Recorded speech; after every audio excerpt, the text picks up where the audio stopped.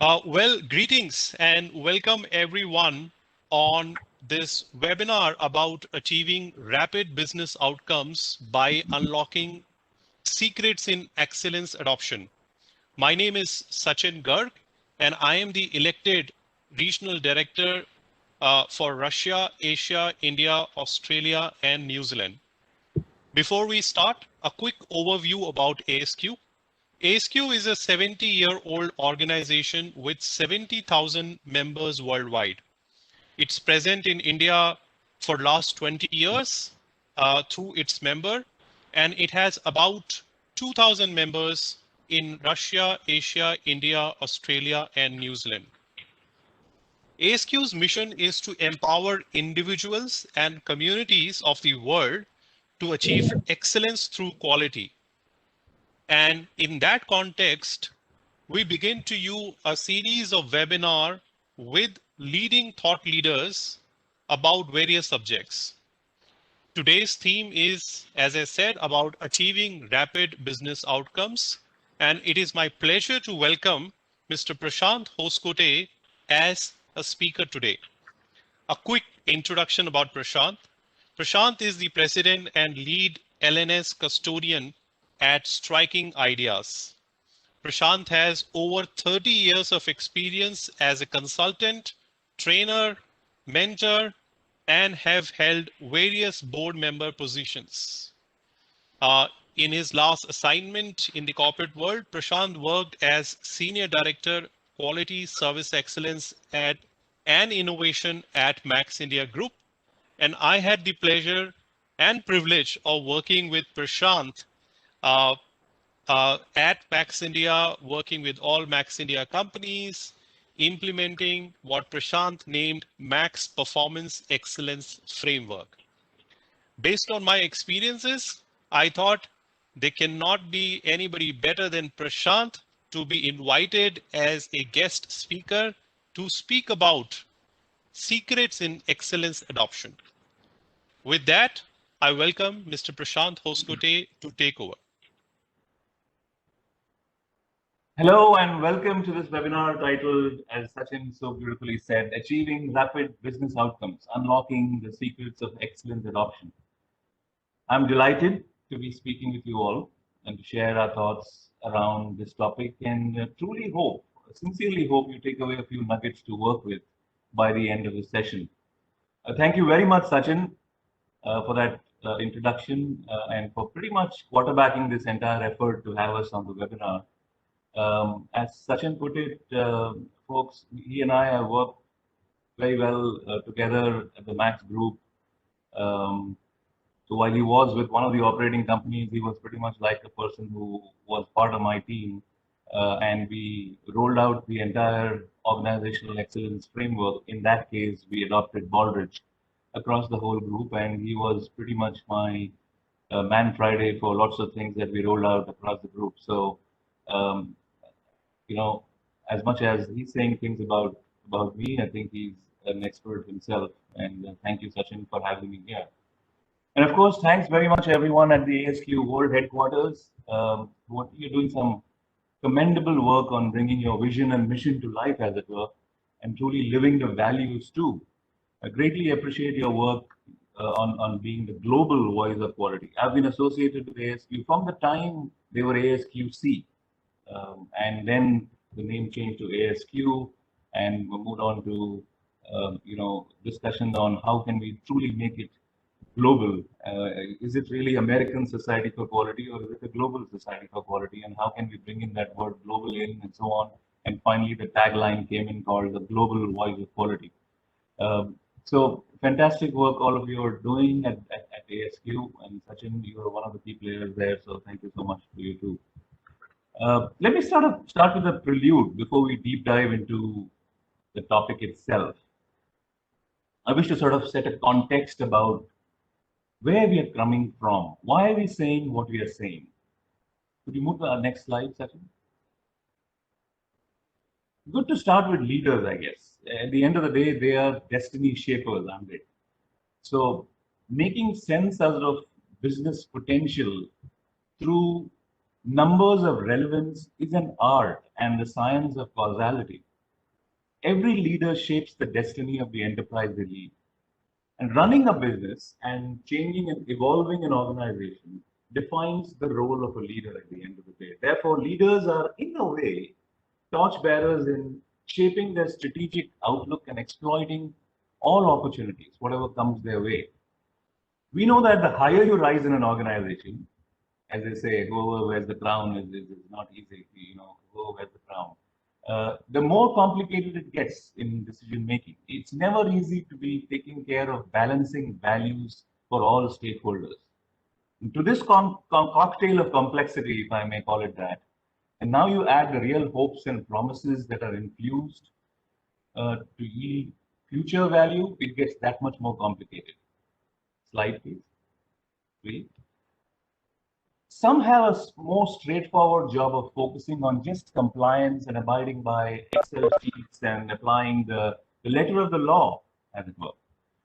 But that barely qualifies for a leadership role, in my view. Adhering to robust compliance is necessary and most fundamental to any success, no doubt about that. Yet, we know that leaders are the ones who can deal with far greater complexities.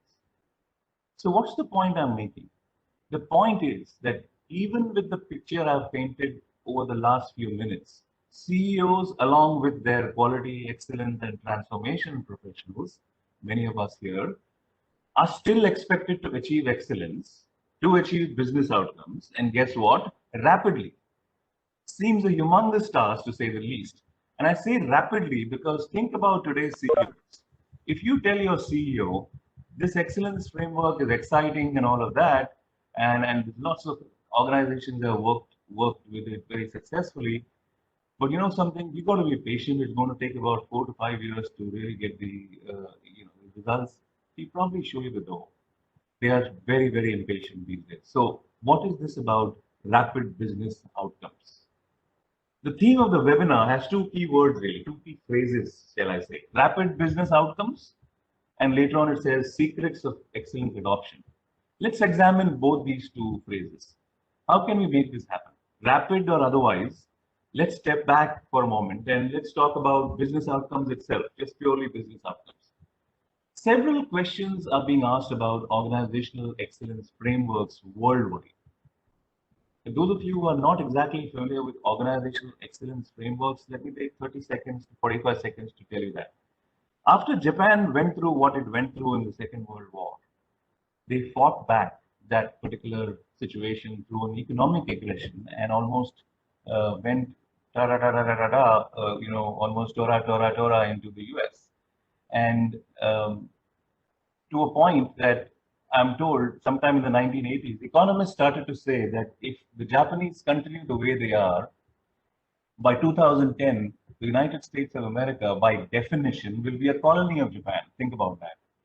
That's when the Americans woke up and said, we need to do something about it. It gave birth to what's today called the Malcolm Baldrige National Quality Award. Why that name? Because the Secretary of Commerce at that time under the Ronald Reagan administration was by the name Malcolm Baldrige, and he's a good friend of President Reagan. He unfortunately died around the time when this whole initiative was getting born, and it was named after him. Why am I giving this history? Straight after, several years later, the Europeans said we should have something similar. They created the European Foundation for Quality Management, EQA, European Quality Award. The Singaporeans did the same, the Australians, the New Zealanders, India. So country by country kept taking the original version of the Baldrige framework and started to create their own. Conglomerates did the same thing. The Tatas in India, Max, the Birlas, you name it, they have their own versions. They call it by different names. So that's the quick background to excellence frameworks. For those of you who are not familiar with them, it's pretty much a culmination of best practices of world-class, high-performing organizations and far beyond, let's say, an ISO 9000 criteria. Those of you who are not familiar with it, I would strongly recommend look at them, look at the criteria, look at the framework. All of them are almost the same. So you got to choose which one you want to go by, Baldrige, EFQM, and what have you. So coming back here, questions are being asked like, are they useful? Are they relevant? Are they too complicated and complex, or both? Are they too slow and time consuming? Things like, why do Fortune 500, Fortune 100, Fortune 50 companies not use these frameworks? So, hello, what's happening? If it's so good, why are they not using it? All important and interesting and valid questions, by the way. Unfortunately, no easy answers. Let me attempt providing my two bits assimilated over the past 30 plus years, as Sachin put it, using these frameworks and models.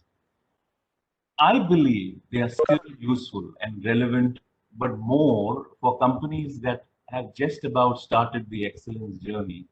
And until they hit, let's say, the 550, 600 point mark out of 1000, which is what they're scored on, uh, it's still relevant. Beyond this mark, i.e., companies that have reached a high process and business level maturity, I dare say the criteria, in my view, clearly needs a revisit.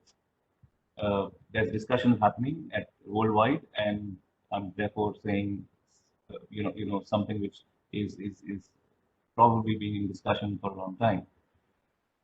Talking of complexity and being complicated, oftentimes complex and complicated are used interchangeably, but in fact they are not. It's easier to deal with complexity than with complications. Managing complexity requires more cooperation, collaboration, and less resources. Complication drives the opposite.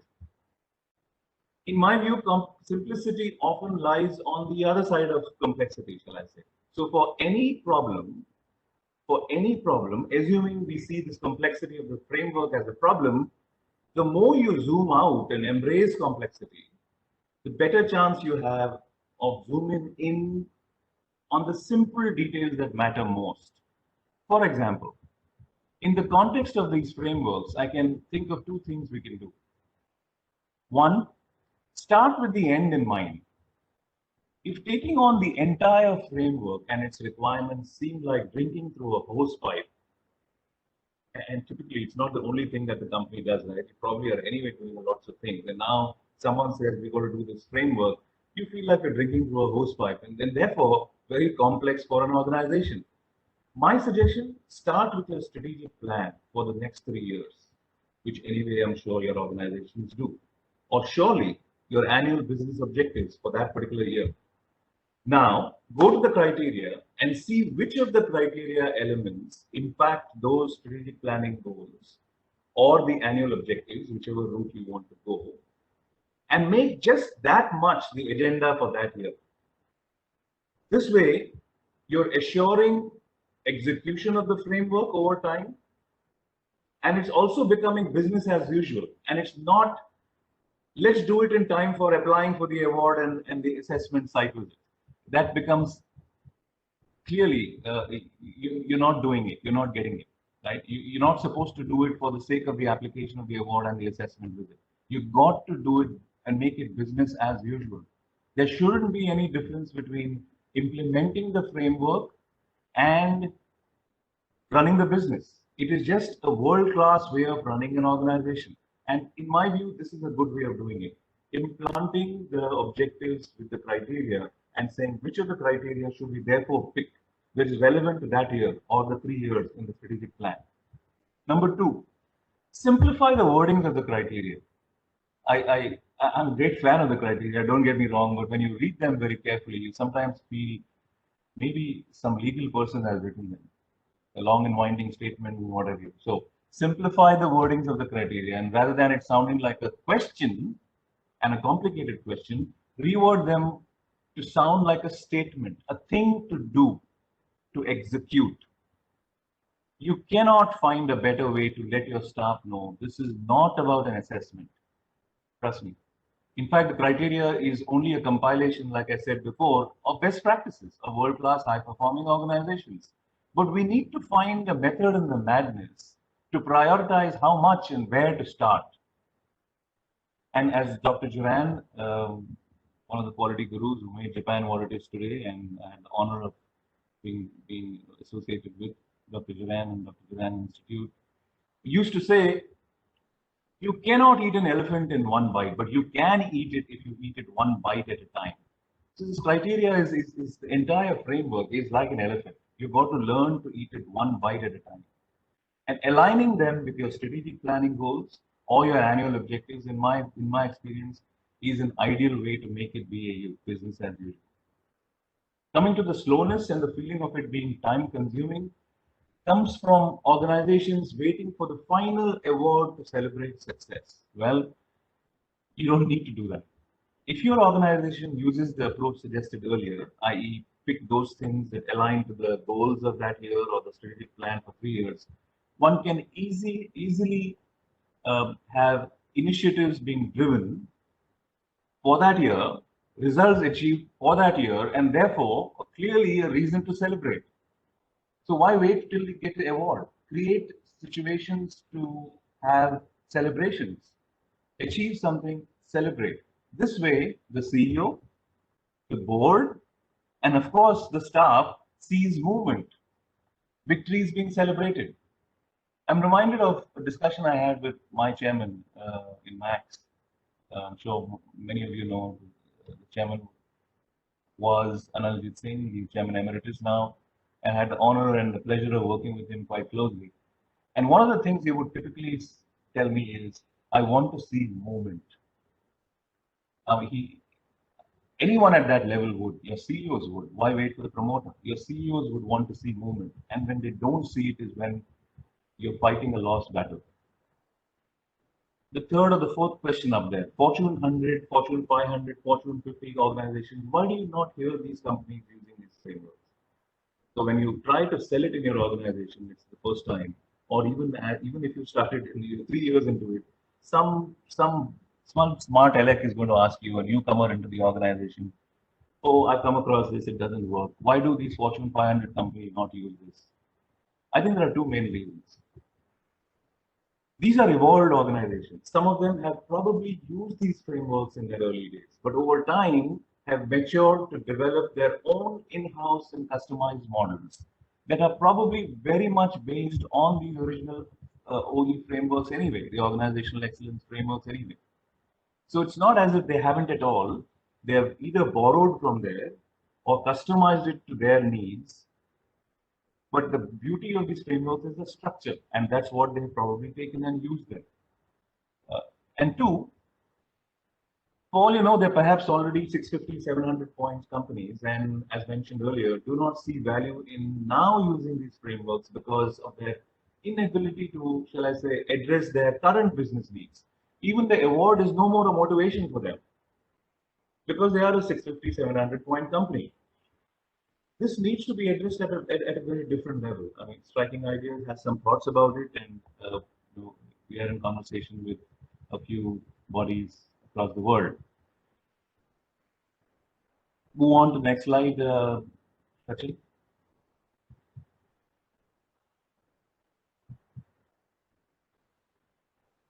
A tipping point for me in regard to this subject of execution of these frameworks was when some years ago I came across a video in which Roland Stacy, then the CEO of Padre Valley Health System in Fort Collins, Colorado, had won the Baldrige Award that year, and his good friend now, in the recipient speech that he was giving at the award ceremony, so eloquently shared their experience. They apparently struggled through the whole process of execution for over 6 to 7 years with very minimal business outcomes. Everyone, including Roland, himself wanted to win the award and get that crystal trophy in his office behind it. But then they realized that they were using this framework criteria as an assessment tool to write the application for assessment and prepare themselves for the assessment site visit, a la ISO 9000, unfortunately. They were not seeing it as an execution tool to rapidly improve business outcomes. A couple of years before they won the award, that's before the speech that he gave, though, they apparently, as he put it, got it. They formed what they called category teams. For each category, led by one of the CXOs himself or the CEO, so if it was a category called leadership, Roland himself was leading that. And each of those teams were cross-functional. So even if it was related to people or workforce, they had to be cross-functional teams because workforce is everywhere, for example, with a clear objective of working with the criteria questions, simplifying them, prioritizing them, looking at the feedback report to look for which strength to build on and which opportunity to address. They focused just on that and aligned those with their business objectives. That changed the entire leadership behavior apparently towards this exciting journey towards excellence. Now they never ask Roland, have you got the call? You're supposed to get the call from the Secretary of Commerce, I think, when you win the award, or surely from the CEO of the Baldrige office. So have you got the call? Have you won the award? Were the questions that his direct reports would typically ask him. Now they don't. Now they ask him, have we received the feedback report? How many strengths and OPs or opportunities for improvement do we have? Trust me, this video by Roland, I'm so thankful to him even today. I hope he was listening to this. Changed my way of looking at how the framework needs to get executed. Immediately put this into action at the 5 group companies that Sachin mentioned earlier in the Max group, overseeing as the head of the quality excellence and innovation function. And lo and behold, it made a huge difference to us. It completely changed the way we were looking at the execution process, and that helped us fast track our business results and outcomes. In fact, one of the companies went on to win the Ramkrishna Bajaj National Quality Award. So what then are moving on to the next broad topic, what then are the secrets of excellence adoption? I don't know whether that's secrets really, but things that one has learned over time. Several aspects to these frameworks that I believe collectively are called the secret sauce, if I may. But topmost among them is what's called the organizational profile. It's probably the most understated, underutilized, misunderstood document in this whole entire journey. The OP, as it's called, we love acronyms, don't we? The OP, as many of you might be aware, is a 5 to 10 page document that serves like a, shall I say, a raison d'etre of the organization. It serves multiple purposes. To me, let me categorize them into 2, for the assessors and examiners and for the organization. For the assessors and examiners, it provides a quick executive summary of the company that they are being assigned to assess. More importantly, it tells them what is most important to that organization. This way, it enables them to pick what are called the key factors of the organization, so they can pay extra attention to those key factors when they get into the assessment and identify the strengths and the opportunities for improvement. If anything is related to the key factor, it becomes that much more accentuated and amplified. Number 2, for the organization, and to me this is probably more important than for the assessor, because like I said, this is about an execution tool. Assessments, forget it for a moment, it will happen. It's up to you. You can decide I'll have my first assessment 2 years from now once I start. Doesn't have to be immediately. So for the organization, how does it help? Well, what can I say? I'm yet to come across a better methodology to get the entire leadership and management team aligned than to get them all involved in developing the organizational profile. Let me give you an example. One of the Max companies, I distinctly remember this, we followed a methodology as follows. You know, the organizational profile had about 20 questions. Those 20 questions we were with the leadership team, and we assigned those specific subheadings to various people in the executive leadership team. And we're told 2 weeks later, come back with your answers and send them to the excellent leader. He's the one who will probably put it together, tie up the loose ends, and maybe there are commonalities. Basically, clean up the document and get it for discussion 2 weeks from now. The moment we entered that room, the CEO, who by the way, of course, had seen the draft before he came into the room, said to everyone, guys, we're not going to leave the room until we sign off on this document, every line on this document. Everyone thought he was joking. He wasn't. We were in the room well past dinner time. Well past dinner time, I think 2 in the morning, before we left the room. But guess what? By the time when we left the room, everyone knew exactly what was in the document because they had studied it, examined it, fought over it, argued, and what have you, and finally said, yeah, this is what we are. This is our organization. I think live with it. Now, not just the leadership team, by the way, but in fact, I found it hugely beneficial to share the draft of the OP, even with the key direct reports of the leadership team to seek their inputs. This way, they actually do provide input, of course, but in addition, they see their role embedded in the organizational profile, and hence a sort of a sense of, shall I say, purpose, a sense of belongingness to the organization increases. It's almost to say, hey, that's me. That's what I do. Or after they see the final version, that was my suggestion. They actually included it. Wow, I like that. I like my leadership. They listen to me. It serves as a fantastic induction and orientation tool as well for new joinees. Think about it. 10 pages. Give it to the new joinee. He reads it, she reads it, and says, wow, this is what my company does. I think I like it. I already started to love the company. And last but surely not the least, it serves as a great self-assessment tool, the first cut self-assessment tool. So the bigger point being made here is most organizations do not see these multiple benefits of the organizational profile and view it simply as a thing to do to complete the application of the award. Sad, but a hard reality. Next slide, second. I'm reminded of a study I came across by Kimberly A. Whitler, senior contributor that was the editor's pick in the Forbes article dated 12th of October 2019. The big question was, what functional area seems to be best preparing individuals to ascend to a Fortune 100 CEO position? I repeat, what functional area seems to best prepare individuals to ascend to a Fortune 100 CEO position?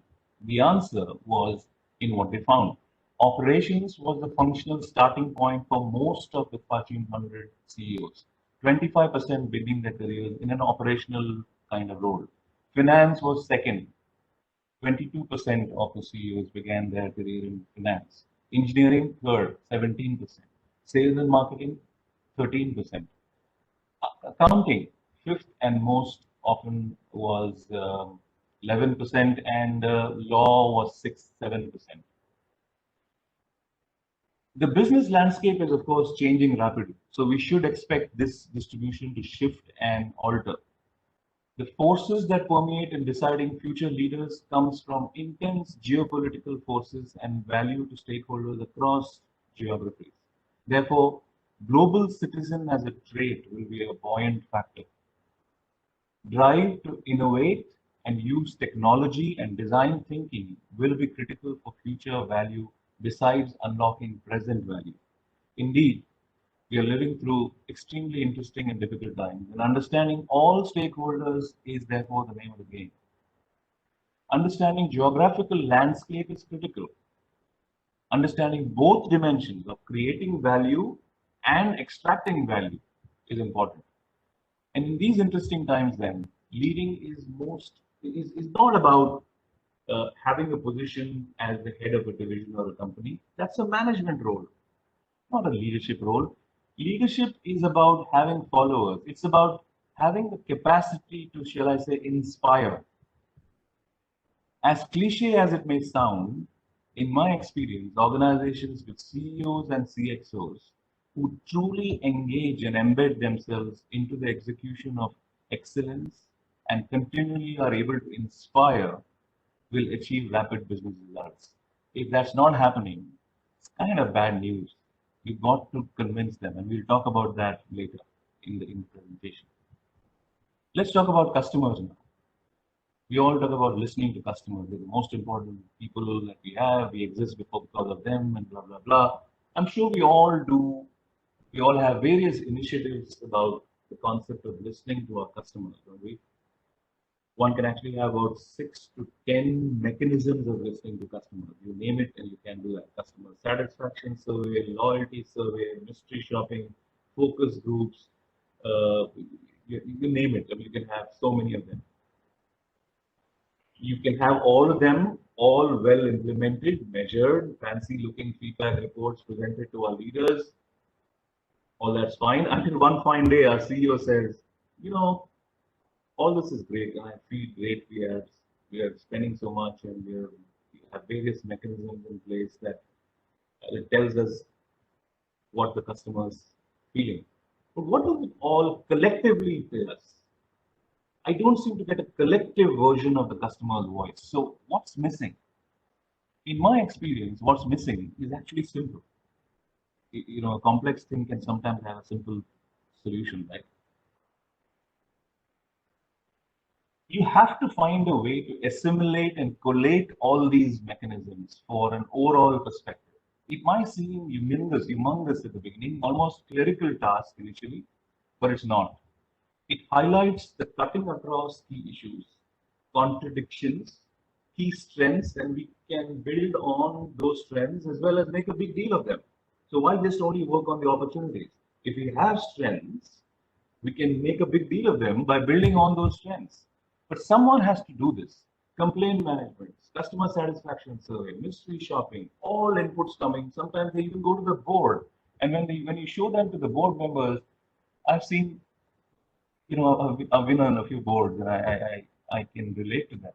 They actually start looking at one another saying, why are these things, what are you trying to tell me?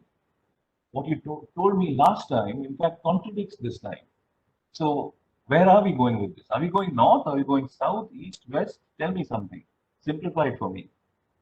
And that's the thing. Simplification in everything that you do is the key today. Move on to the next one. Sachin.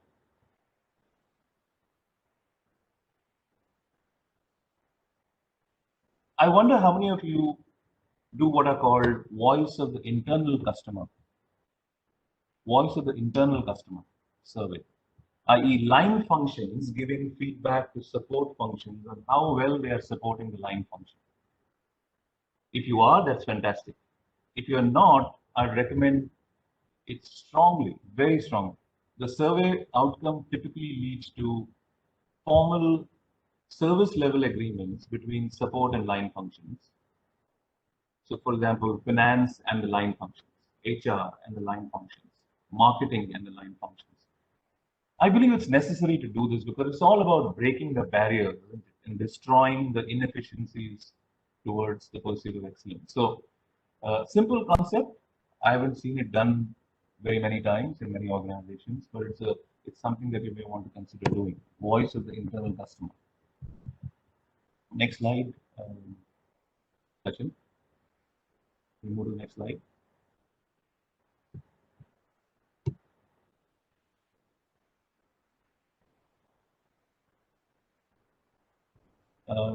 Sorry, the earlier one, please.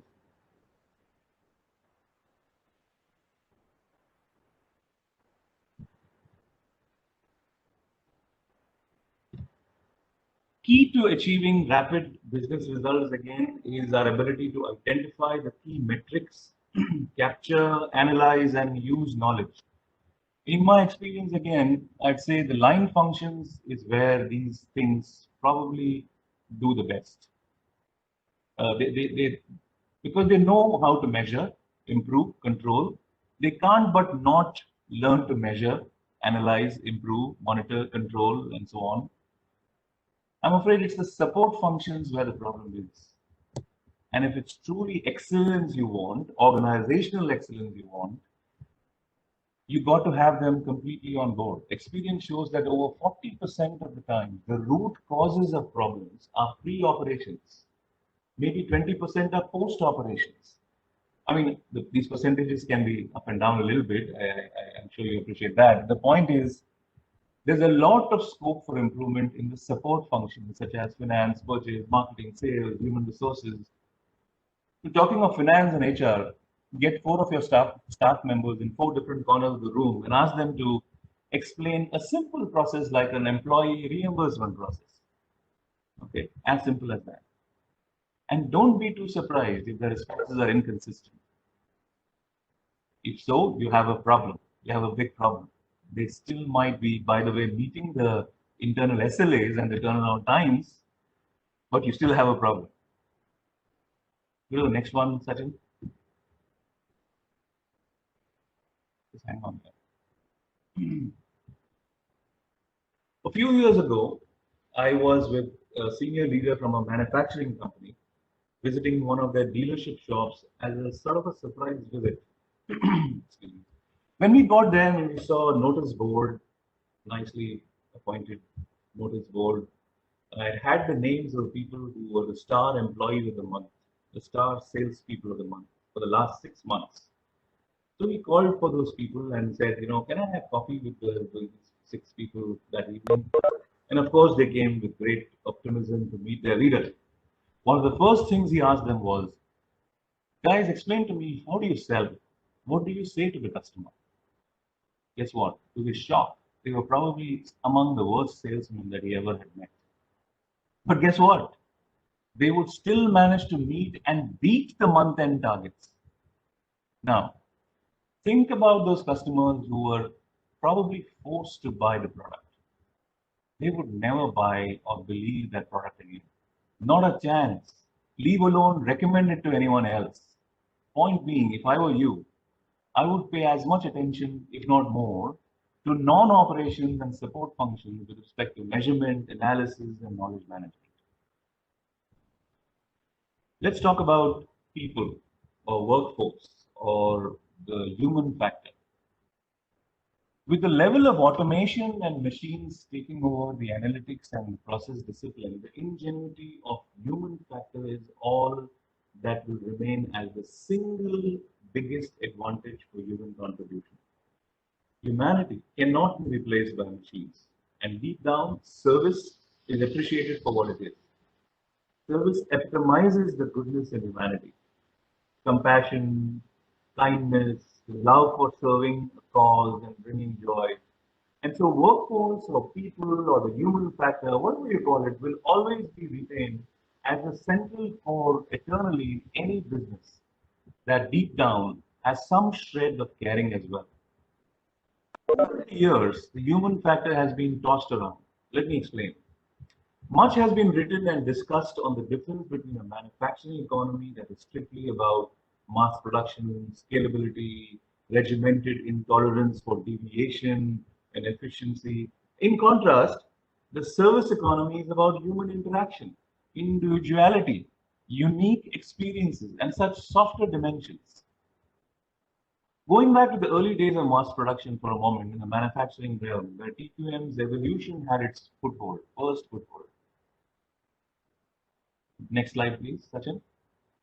It is no secret that Henry Ford desired the workforce hands and not their heads or their hearts. I repeat, Henry Ford desired the workforce's hands, not their heads or their hearts. It is said that their heads and hearts were considered not only irrelevant, but often problematic. In the book Human Sigma by John Fleming and Jim Asplund, if you haven't read it, I suggest you do. This is referenced rather well. Scholars have discussed and written about how TQM was much more suitable for manufacturing. The intensity of reducing variation and pursuing capacity for scalability, therefore, the human factor was always relegated to a lower priority. Accordingly, adopting TQM to the service side of the business had to be resolved and evolved. It's still evolving, I would think. It's not as mature and robust as in manufacturing. Thank you for your service is now a term that conjures up images of war veterans. Next slide, please, Sachin. Rightly so, their loyalty and sacrifice are always beyond words. The war veterans are amazing, aren't they? The business world has welcomed all that, and they've learned so much from military and war generals. Be it the art of war from the times of Sun Tzu and modern warfare terms like VUCA, volatility, uncertainty, complexity, and ambiguity. Next slide. Breaking the service code in a sense or going beyond is evident in this fantastic example. I can't stop talking about it, but I'm going to quickly tell you this example and then move on. Stanley Allen McPherson is a retired United States Army general, best known for his command of Joint Special Operations Command in the mid-2000s. Stanley Allen Nicholson, takes on what resilience is rather insightful. His take on resilience, rather insightful in his explanation. He says to troops that when they, that is the troops, get on the ground and find that the order he gave was wrong, listen to this carefully. He says to the troops that when they get to the ground and find that the order he gave was wrong, he expects them to execute the order he should have given. Wow, that blows me away. I thought in business world that would be called what, empowerment? But then he's discussing resilience. What should we make of this? Perhaps empowerment is just an expected norm today. It has to be an expected norm. It's not a wow anymore. Stanley Allen Nicholson just broke the service code for business enterprises. Those interested, by the way, I wonder how many of you read books. That's something that is missed out by many people today. You should read this book called The Team of Teams, New Rules of Engagement for a Complex World. I say that again, Team of Teams, New Rules of Engagement for a Complex World. So, respecting the human factor, the service aspect in even manufacturing companies, empowerment, and taking it beyond towards resilience is key to achieving business outcomes, rapid business outcomes. Next slide, Sachin. Let's talk about processes and operations and what have you. I'd like to take you to another incident that I was involved in, reminded of, sort of experience of an organization that I worked. This time it was a bank.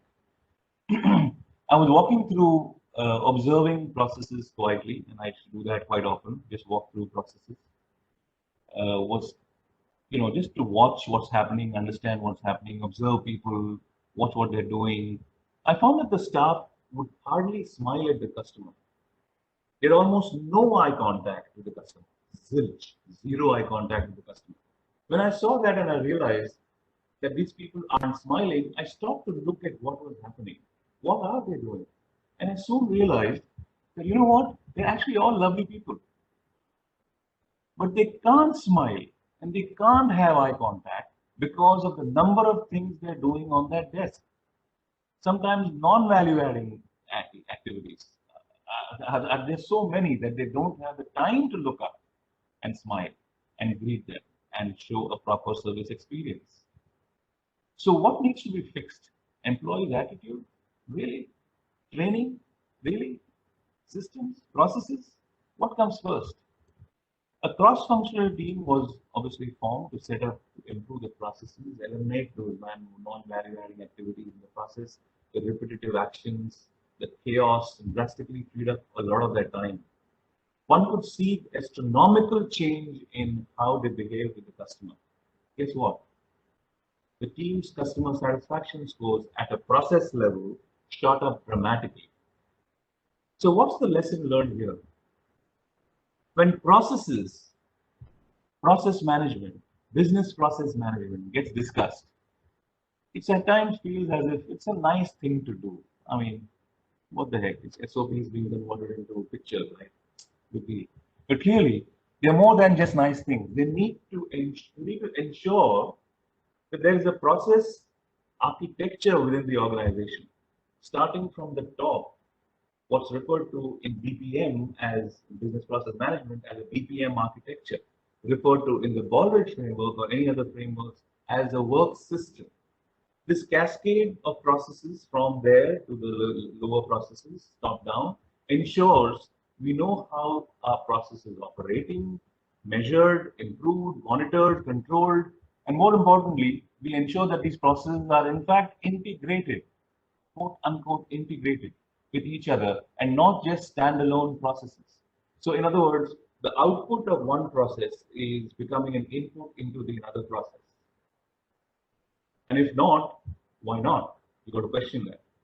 Those of you are familiar with the terms ADLI and Let's See, ADLI acronym, approach, deployment, learning, integration, levels, There are integration, again, comparative integration, levels, trends, comparative integration from the Baldrige framework will perhaps now relate to the term integrated.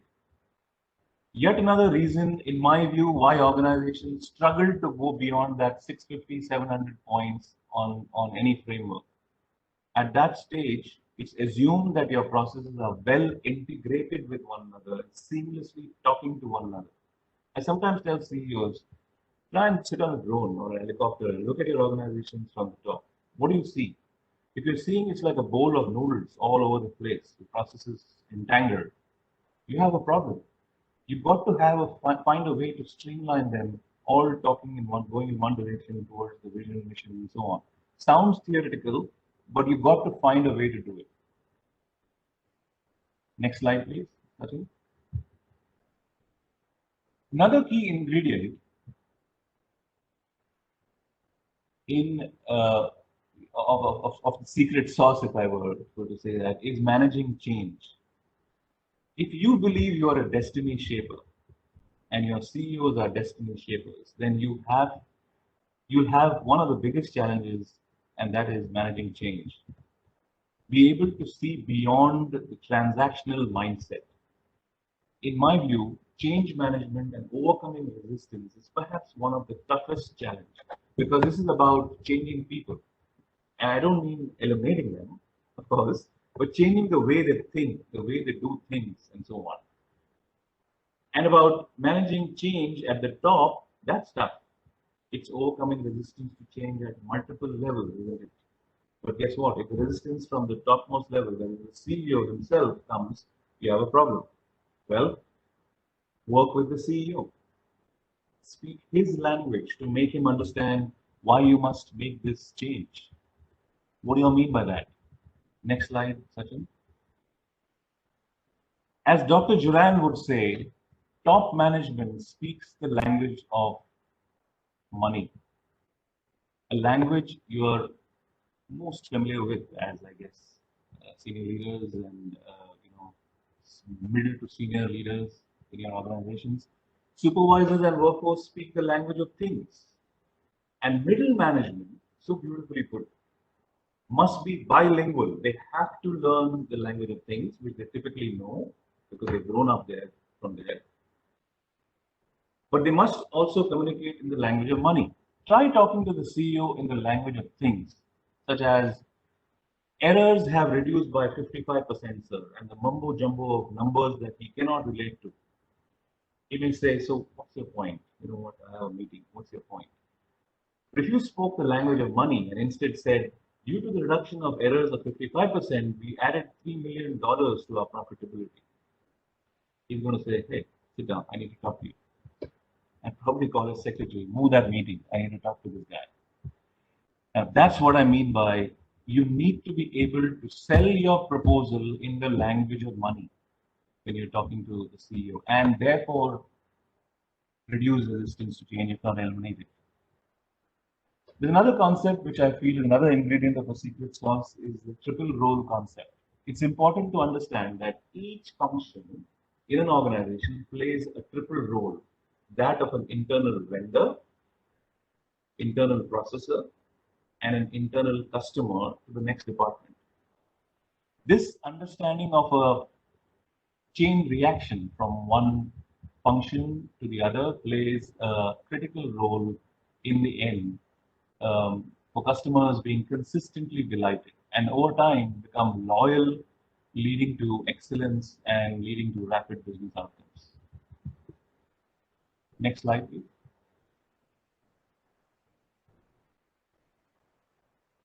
Another interesting concept you as destiny shapers should know, as the great quality guru, and I learned a lot of my quality from his books and his training, famously said, look after the process and the product will look after itself.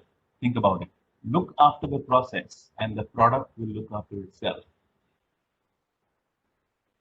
Product here refers to anything, goods and services. So think about it. It's applicable everywhere, even in your daily work, in your daily life. The process of making chicken biryani, the process of making a chocolate cake, the process of playing good tennis, I'm so delighted these days when I hear the post-match interviews with cricket team captains when they asked, so what went right for you? What did you do wrong? Well, we had a strategy in place and we made sure that our processes were followed to the T and blah blah blah. And I'm like, wow, this guy is talking quality. He's talking excellence. But that's the reality. It's applicable everywhere. The two key words here are process and product. So while all this is great stuff, the process is, as we all know, only as good as the people behind it. If the process cannot infuse human goodness demands, the product will be less worthy to that extent, I would think. So whichever the industry, working with these three P's, process, people, and product, in my experience, will help you achieve rapid business outcomes. Cost of poor quality. I'm sure many of you heard that. Next slide, Sachin. COPQ. I wonder if you heard this concept. If not, it's a fabulous thing that you must almost you must. It's so important to the excellent journey. These are 4 heads, by the way. Talk to your finance guy, you should know it. Internal failure costs, external failure costs, appraisal costs, prevention costs. The fourth, which is prevention costs, is typically negligible. It's an investment you make to reduce the first 3. You got to invest, that's why the word prevention costs, to reduce internal, external failure and appraisal costs. Now, you might think, why is this so important in an excellence and a rapid business outcome discussion? Well, any savings in COPQ, cost of poor quality, which would directly impact the bottom line, these savings can quite easily be plowed back into the business and hence improve business outcomes. And interestingly, this is probably one of the most easy to measure and for the benefits to be highlighted to key stakeholders. Remember I said they want to see movement? This is one way of showing movement, that their cost of quality is reducing. It's impacting the bottom line. Speak to your finance person, get his help to assess this, put an assessment process of cost of poor quality in your organization. I sometimes say to finance people that you're the Brahmin of the company. You have to bless this figure. If you don't bless the figure, no one's going to believe it. You have to have him on your side. Talk to the finance person and have him bless those figures month on month, quarter to quarter, year to year, and you will see dramatic change in the way the excellent journey will go into the organization. My last slide, I think, Sachin. In closing, therefore, I'd like to quickly summarize some of the points that we touched upon. We started with a broad view of what and how leaders should play the role of destiny shapers. Moved on to understand what we mean by rapid business outcomes and some tips on how one could do that. Then moved on to some ingredients of the secret sauce of excellence adoption. To be honest, I could actually go on and on. There are several more ingredients. But what's critical is to ensure that these ingredients are executed with a clear objective in mind. Why are we doing this? Why is it? Where is it coming from? Clearly not because it's an interesting new concept that I came across in a webinar or a conference. That's not how it will work. If not, you'll again fall into the trap of drinking through the hosepipe, won't you? You got to have a clear objective of why you're doing what you're doing, and take it slow and steady, one bite at a time. I understand that we have limited time for this session, and I would think rather take questions from my dear friend Sachin or any of you in the audience. I'd like to keep those ingredients for later. You hopefully engage with us separately, striking ideas. So, Sachin, my final slide, which says thank you to all of you. Sachin, back to you. Over to you again. So thank you, Prashant. Thank you for a comprehensive view on rapid business outcomes and unlocking the secrets of adopting the excellence frameworks. Well, I'm sure, I'm sure that our participants have questions, and I'm going to pick on some of these questions through the chat box. So in case you would like to ask anything to Prashant, Please post your questions on the chat box. In case you would like to voice it out, please make a request. I will unmute you on the webinar.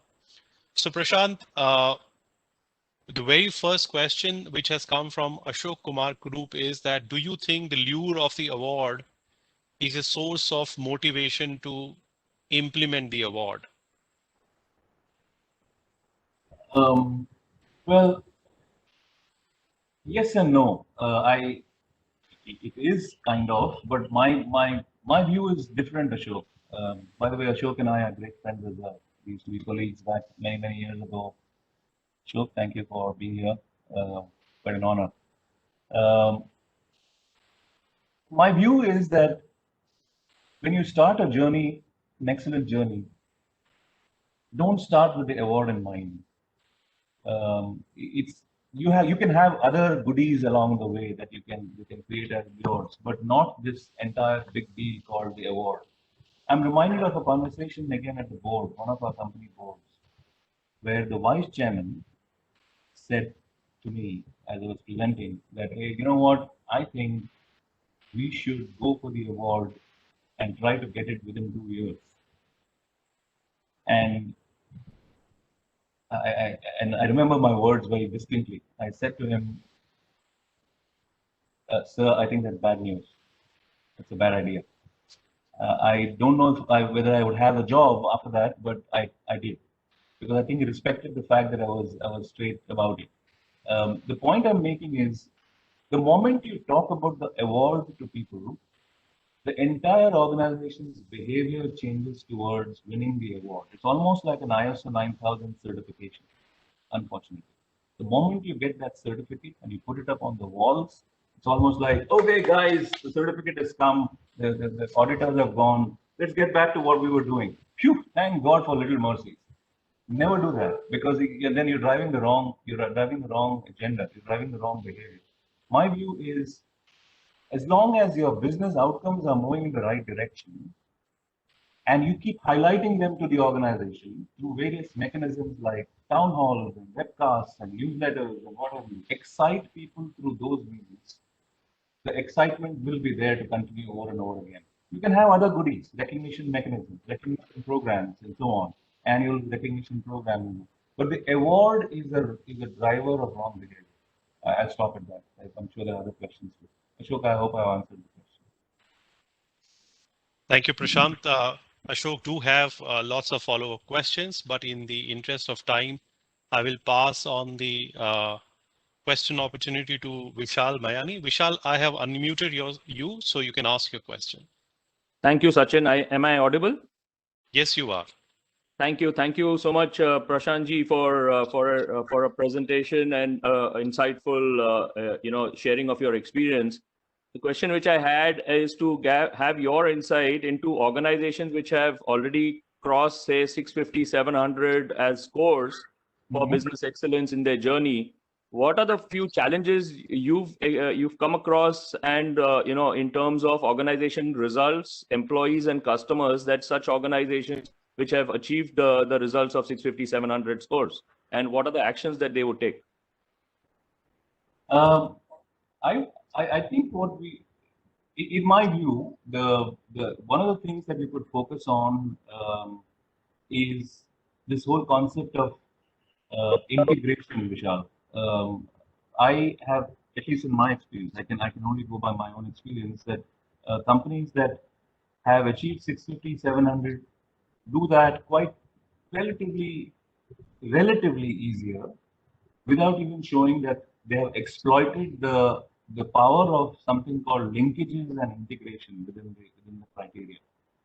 So, for example, I'm just throwing numbers now. Those of you who are aware of this would know. So 2.1A2, how does that talk to 5.1A3? 5.1A3, how does that talk to 6.1A4, and so on and so forth? And how do all these things link with one another? That is not, they haven't yet got it in those kind of organizations. I've tried to study organizations which are 650, 700, but are stuck there. They're not able to go beyond. And that's one of the biggest reasons why it happens. Vishal? Thank you so much, Prashant ji. for your inputs.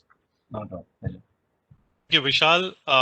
Prashant, I have one of the question is given the current economic scenario and the basic fact that every CEO wants to improve the business, irrespective whether it is a small scale business, large scale business. But if they were to make a start, and I like what you said about eating the elephant bite by bite. If they were to make a start on their excellence journey, what will you suggest them as number one, number two, number three things, or let's say top three things to be done in the current financial year to make a beginning? Well,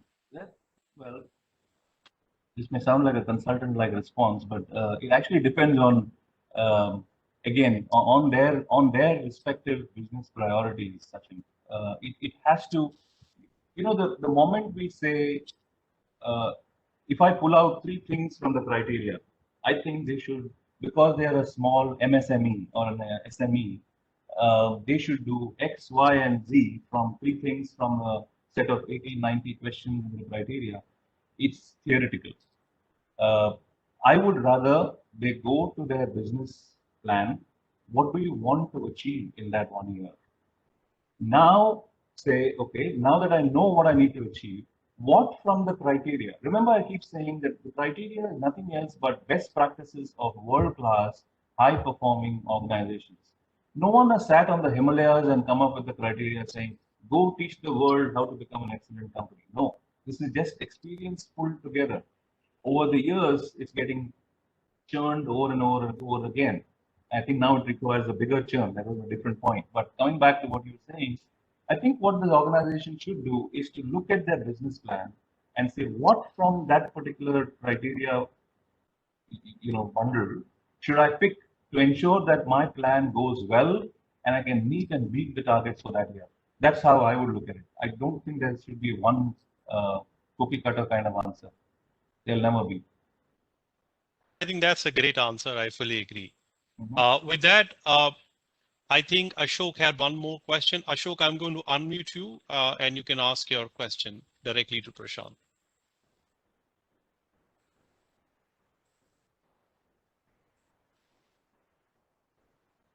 Can I see my dear friend too? You want to see me? Okay. There I am. Good to see you, Prashant. Just as a final question, should we not initiate this as a national program? Because all through your talk, I could just figure out, a lot of us are struggling and, people are trying to do things in their own way, but somewhere everyone gets struggling. And then looking at it as a system, don't you think it's time we came up with a national program where we're anyway talking about, an Atmanirbhar Bharat or taking India to the next level of excellence? Is there a national program, first of all? If not, should this not be a national program where we take them step by step? We don't talk about the award. We say this is a program which will help you move towards excellence. That's all. Well, yeah, that's a very valid question, and the answer is clearly yes. I think there was an attempt made, Ashok, some time back. For some years, I was on the National Board for Quality Management, NBQP, Quality Promotion rather, which sits under the Quality Council of India, reporting to the Prime Minister. Being in Delhi has its own advantages, I guess. So I was on that board, and they had started an initiative called Zero Defect Program, Z program for MSMEs and SMEs and so on. That was an attempt to do something like this for in light of the Make in India, sort of the initiative of Make in India by the Prime Minister and from his office. Not sure how well that flew, and it has its own reasons. I know some of them, but the point is that surely there is something that we should do. I sometimes feel many of us who are relatively senior excellence professionals should probably get together and pull a program together for industry, targeted towards different kinds of industries, for SMEs, MSMEs, and so on. There is so much that we can collectively share that it's mind-boggling. And then someone, whether it's a governmental body or someone, should monitor their progress on an ongoing basis, because you and I know that some of these things can fall apart the moment the attention is goes off from what they're doing, and which is probably one of the reasons what happened to the Z thing. So yeah, I think it's a great question. We should find a forum to talk about this separately and take it forward. Yeah. Sure. Thank you. Thanks, Prashant. Thank you, Prashant, and thank you, Ashok. With that, in the interest of time, we would like to close this webinar, but I'm sure that the participants have many more questions. They can write to us. They can leave their question on the LinkedIn page where the events information was posted. And in my excitement to welcome Prashant, I almost missed to mention that this is just a start. This is a start of an exciting series of webinar we bring for ASQ members as well as to non-ASQ members based out of this region. All of you are welcome to participate and share the future webinars with your references. With that, I would like to thank Prashant. Prashant, thank you so much on behalf of ASQ geographic communities based at Russia, Asia, India, Australia, and New Zealand. And we look forward to have you again, maybe on another topic of the interest of the members. Perhaps the next time we will have these questions gathered in advance and post those questions to you in advance so that you can actually answer those questions through your presentation and your experience. Yeah, great idea. Great idea. Let's do that. That'd be wonderful. And my honor to be here. And thank you so much, Sachin, for inviting. Thanks everyone from ASQ as well. And all of you who have connected, and even if you're not connected and will probably watch it later on online somewhere on social media, thank you so much and namaste. Thanks. Thank you, Prashant. Thank you everyone for joining in today. We look forward to see you again. Thank you. Bye-bye. Have a good day.